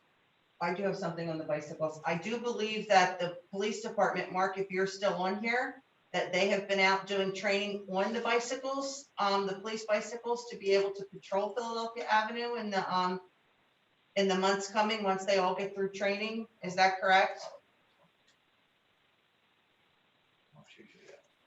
Mark on there. This is Council Brad. I also heard that, and that was something conveyed as well, that working on, that we did have bicycles, but we didn't have the necessary number of officers to actually do the patrols. So that was something that I did. I believe it was Mark that said that to me, though. Okay, because I know they were out training the other day at St. Nick's, and they were also at the community school. So maybe they're trying to figure out something whether they can get them out there, even if it's, once or twice a patrol up and down the avenue. So we'll have to check into it and see. I think Tracy's question was, can we put it out there? And we will. We'll put it on social media, we'll put it on the website. Yeah. Anything to be proactive, we'll try to Yes. do. Anybody else from the public with any comments? All Hey. right. Hey, can you guys hear me? Yes. Yeah. Hey, this is Keith Adams, Public Works. I just wanted to kind of go 2 steps back really quickly about the park, Peace Pilgrim Park. So we were out there for the first time this year to sort of cut the grass and start to do the cleanup out there. And that park is the worst that it's ever been. We do put dog bags out there. We do have a rotation where we have a guy that goes out and make sure that the bags are replenished. The last time we went out and we put them back in this time, there was actually no bags used out of them. So in a 2-week rotation, there wasn't actually any that were used. The fact that it's a dog park, or not a dog park, but a park that's used for dogs, that has signage for leashes, to leash your dog, and has been in place for over a year, and it's in that condition that it's in now, obviously shows that as a city, we need to take further steps, because for the guys and ourselves that are out there taking care of it, it's just unsanitary to be involved in that. You're weed whacking feces, you're running it over with the lawnmower. It's just unsanitary. And I think we really need to, I think the idea that was thrown out there was to have a committee for it. I don't want to say that it's drastic measure that needs to be done right away, but maybe closing the park temporarily with intentions to have a follow-up portion of that at the next city council meeting. Maybe we can get some people that actually frequent the park to join and step up to form a committee if that's at all possible. But being out there this week, it was something that I wanted to reach out to with Councilwoman Heiss. I just did not get around to that with her. But that park needs immediate attention as far as the dogs in it. Is Mark on here, Emma? No. I was Well, I just just wondering, wanna check. is there anything that the police can do since it is? Mark is on here Oh, still. He's muted. Mark, if you could, you just need to unmute yourself if you. I mean, we do have the signs up, that was the whole purpose of it. Is there anything we can do? Keith, I agree, probably the best thing is to close it like we did before and clean it and start anew. But Yeah, I mean, to me, the condition that it's in over there is, no one here would want to go over there and spend time in that park and clean it up. And I know that the Net has a team that's going over there to try to revamp the gardens and the area over there. But to me, and I don't want to degrade what the Net's doing, but it's going to go to hell again if we don't do something. It's the actual situation that we're dealing with. And I just, speaking on behalf of the workers that got to go over there, it's something that we need to bring attention to, and closing it would probably bring attention immediately to it. Can we put a chain on it? But Keith, I would say too, Jack and I work there, I've never seen so much dogs going back and forth, like it's a destination for the dogs. Yeah, agreed. Can you chain it tomorrow with a key? Give a key to. I can most certainly chain it tomorrow with council's blessing, but I wanted to have your blessing. Yes, and key and give a key to Meg so that Mrs. Hesse and her husband can get in there to do work, and the Net can get in there to do what she needs to do. Because I need boxes have to be redone. And we can close it for sanitary reasons. Right, just close for sanitary reasons, and we can, have a key available in City Hall if they need it. And if you need it for the weekend, let Yeah. Meg know and she'll Yeah, we'll make get it with me. arrangements to get it to you to use it for the weekend and that, okay? Absolutely. And then also real quick, if Annette, if you're listening, Yes. for the project that your green team is attending or proposing to do, I know there's some conversation with Public Works being involved with some material. So please reach out to me tomorrow, either via Yeah, I'll email call you. or call. And we can go over that so I can make sure that if we're responsible for getting some of the material, we get it done for you. Yeah, you know, we had planned to redo that the peace sign herb garden, but I'm having second thoughts. I physically cannot maintain that garden. And we put it in like 15 years ago. And my husband built it.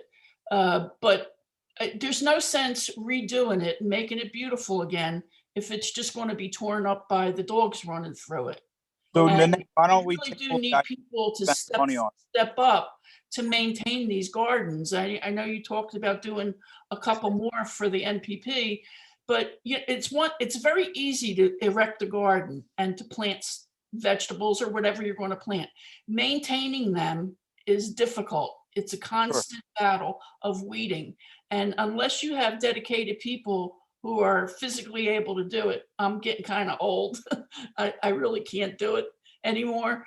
We need young people to step up and take over this stuff. It can't always be left to the same people to do things. So, I'm unsure if we're going to actually redo that thing. I'm thinking getting the grader in there and planting grass, you know?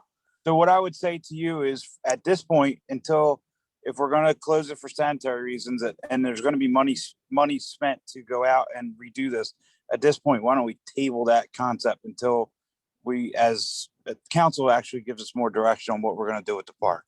Well, so please attend our next Green Team meeting, which will be next Tuesday. What is it? The 27th? We're going to be online with a Zoom meeting at 6 o'clock. So, you know, if we could talk about, we'll probably talk about it then. So if anybody wants to attend and give some input, that would be appreciated. Lynette, send that information to me, Meg, and I'll get it out. to Pete. Okay. Well, Jody sets up the meeting, so. All right. So I just want to add on to that before we go any further. Mr. Adams and Ms. Galloway, I'm going to request and ask that the ordinance committee, when they meet, and the property committee, when they meet, discuss the Peace Pilgrim Park to see what actions, what direction, so on and so forth we can go moving forward. So it remains in the condition it should remain in and doesn't get degraded. So with that being said, I would, if neither one of you have anything more to say, I would like to ask anybody else from the public if they have any comments. Kim Hesse, I just want to say thank you to everyone thank you to council, to Keith Adams, to everyone who's working towards fixing up Peace Pilgrim Park. Thank you. Thank you. Council President, I just want to say the rules are there. So I don't think ordinance so much. It's just how we go about enforcement. Yeah. Well, our both committees will visit it in their meetings, and I'm asking you to, so please don't forget. Anybody else from the public have anything? All right. If not, may I have a motion to adjourn? So moved, Brown. Second, please. All in favor? Aye. Aye. Thank you, everybody, and we'll see you at the next meeting in May. Have a good night. All right.